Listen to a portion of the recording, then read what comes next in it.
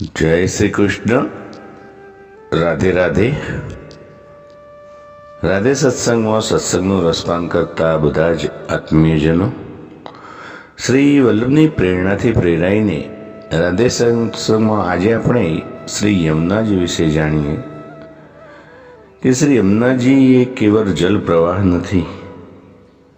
શ્રી યમુનાજી પુષ્ટિ ભક્તિ રસનો પ્રવાહ છે. પરંતુ તે પહેલાં આપે રાધે સત્સંગ ચેનલને સબસ્ક્રાઈબ ન કરી હોય તો સબસ્ક્રાઈબ કરશો, જેથી નિત્ય સત્સંગની જાણ આપને થઈ શકે. શ્યામ સુંદર શ્રી યમુની મહારાણી જી કી જય.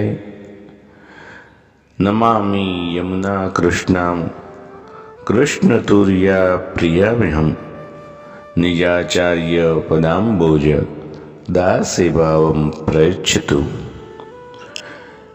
શ્રી યમુનાજી એ અન્ય નદીઓની માફક કેવળ અને કેવળ જલ પ્રવાહ નથી, તે તો આપણા પુષ્ટિ ભક્તિ રસનો પ્રવાહ છે. દેશકાળના પ્રવાહમાં આ વહી જતા બધા જીવોના ઉપર પરમ કૃપા કરી તેઓ તેમને ત્યાંથી ખેંચીને નિજ ભક્તિ રસના પ્રવાહમાં વહેતા કરે છે અને તે દ્વારા તેઓ તેમને શ્રી કૃષ્ણચંદ્રની દિવ્ય મધુર નિત્ય લીલાઓનો અનુભવ કરાવે છે અને તે જીવોને ભગવત સંબંધ કરાવી આપે છે. અને આ રીતે જોતા શ્રી વલ્લભ અને શ્રી યમુનાજી એ સમાન ધર્મી છે. 16 ગ્રંથોમાં યમુનાષ્ટકનું સ્થાન પહેલું છે અને આનું કારણ એ છે કે આપણા પુષ્ટિ માર્ગમાં શ્રી યમુનાજીનું મહત્વ ઘણું વધારે છે. લીલા સ્વામી કૃષ્ણની લીલાઓ યમુનાજીના કિનારા ઉપર આવેલ કુંજ નિકુંજમાં તો થાય છે, નિત્ય થયા કરશે. આથી શ્રી યમુનાજીની કૃપા વગર પુષ્ટિ ભક્તિમાં પ્રવેશ મળતો નથી. શ્રી યમુનાજી તો ભક્તિ રસની ધારા છે. એ રસમાં સ્નાન કરનાર અથવા એ રસનું પાન કરનારને તેઓ ભક્તિભાવનું દાન કરે છે. યમુનાષ્ટકના પહેલા 8 શ્લોકોમાં શ્રી યમુનાજીના 8 ઐશ્વર્યો, શ્રી યમુનાજીનો ઉદ્ભવ, સ્વરૂપ અને મહાત્મ્યનું વર્ણન છે. અને 9મા શ્લોકમાં શ્રી યમુનાષ્ટકનો નિત્ય પાઠ કરનારને કેવા અને કેટલા અલૌકિક ફળ મળે તે કહેવામાં આવ્યું છે. શ્રી યમુનાજીને રવિ તનયા કહેવાય છે. તે રવિ મંડળમાં બિરાજતા વિવાસવાન આદિત્યની પુત્રી છે. ઋગ્વેદ, યજુર્વેદ અને સામવેદ એ વેદત્રયને આદિત્ય કહેવામાં આવે છે. આદિત્ય એટલે સૂર્ય, અને એ સૂર્ય એટલે આપણને આકાશમાં દેખાય છે તે સૂર્ય નહીં, પરંતુ એ તો રવિમંડળનું આધ્યાત્મિક સ્વરૂપ જે વેદત્રયી છે તે સ્વરૂપે સૂર્ય છે.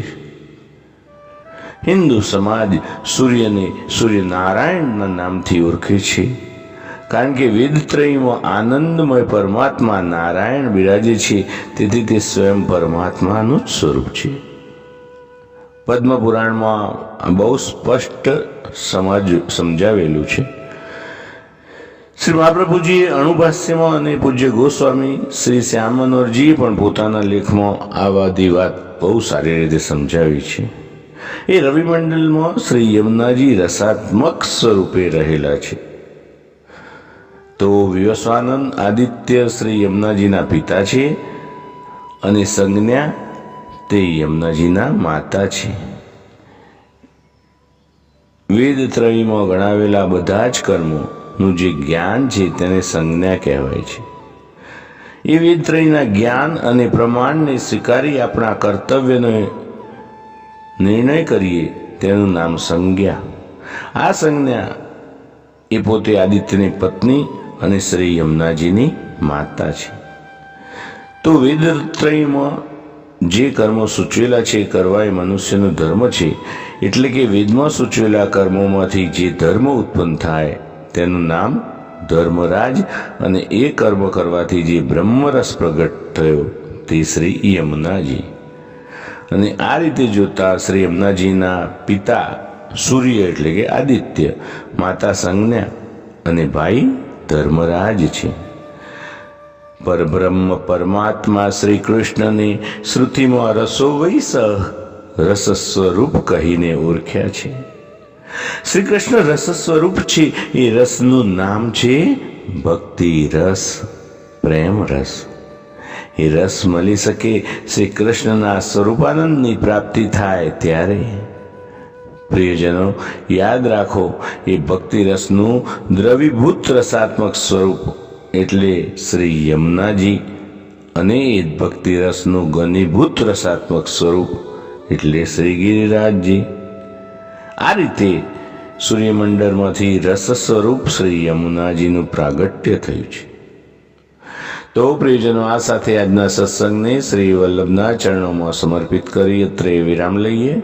ફરી મળીશું રાધે સત્સંગમાં નવા સત્સંગ સાથે. શ્યામ સુંદર શ્રી યમુને મહારાણીજી કી જય. જય શ્રી કૃષ્ણ. રાધે રાધે.